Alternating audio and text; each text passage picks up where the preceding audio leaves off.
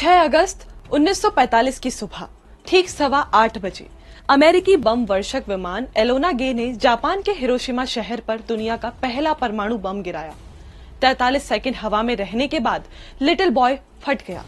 विस्फोट से इतनी तेज हवा चली कि 10 सेकंड में ही ये ब्लास्ट पूरे हिरोशिमा में फैल गया।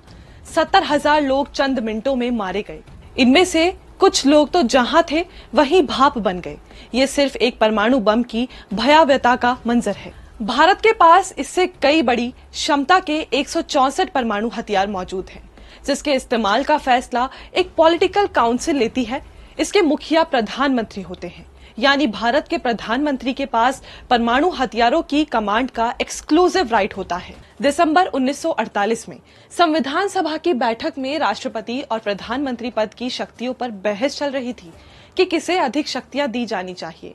27 दिसंबर 1948 को डॉक्टर भीमराव अंबेडकर ने स्पष्ट किया कि राष्ट्रपति केवल नाम मात्र का प्रमुख होगा, जबकि प्रशासन का पूरा नियंत्रण प्रधानमंत्री के पास होगा।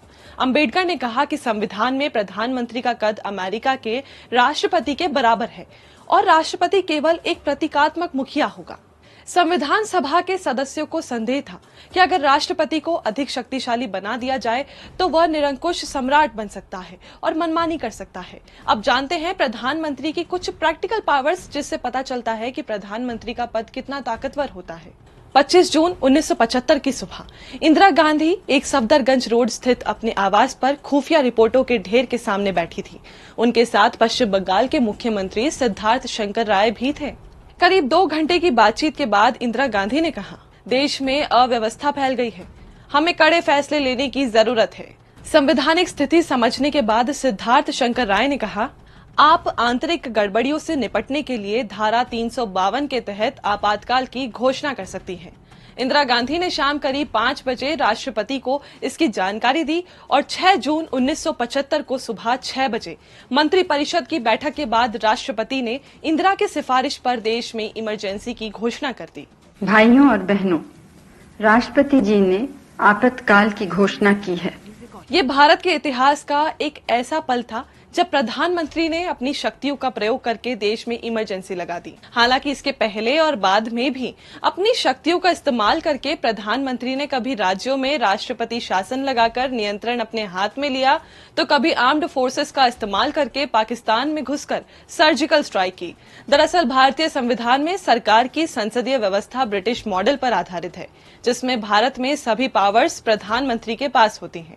दूसरे शब्दों में कहें तो राष्ट्रपति राज्य का, जबकि प्रधानमंत्री सरकार का प्रमुख होता है।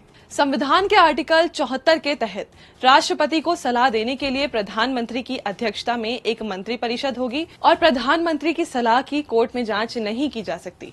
आर्टिकल 75 के मुताबिक प्रधानमंत्री की नियुक्ति राष्ट्रपति करेगा। संसदीय व्यवस्था के तहत राष्ट्रपति लोकसभा में बहुमत वाले दल के नेता को प्रधानमंत्री चुनता है।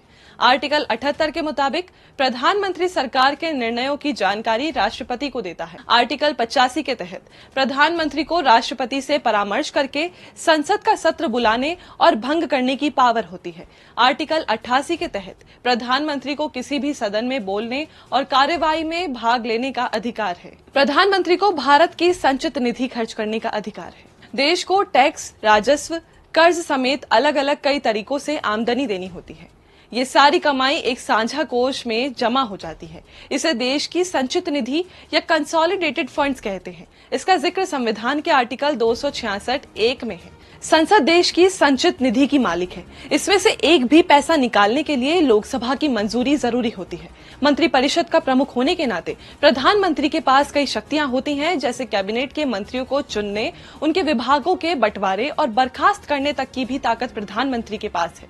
इसके अलावा नीति आयोग से लेकर कैबिनेट अपॉइंटमेंट कमेटी का प्रमुख भी प्रधानमंत्री ही होता है। वो राष्ट्रपति से लोकसभा को भंग करने की सिफारिश कर सकता है। साथ ही प्रधानमंत्री को संसद में सरकार की नीतियों की घोषणा करने का अधिकार है। प्रधानमंत्री हाई लेवल इंटरनेशनल मीटिंग्स में देश का नेतृत्व करता है। वो एक तरह से देश का एम्बेसडर और राष्ट्रपति का चीफ एडवाइजर होता है। प्रधानमंत्री की सलाह पर ही राष्ट्रपति इलेक्शन कमिश्नर से लेकर सेना प्रमुखों की नियुक्ति करते हैं।